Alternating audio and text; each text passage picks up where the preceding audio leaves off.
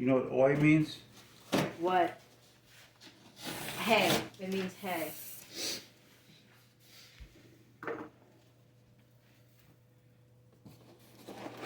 Doing unboxing, guys. New water heater.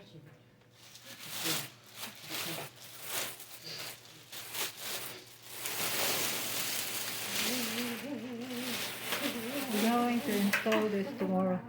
We're going to save some money on electric. Yeah, got everything? I got everything? Everything. Yes, ma'am. I'll install it tomorrow. Yeah, because we're going to They got- Sinulog today.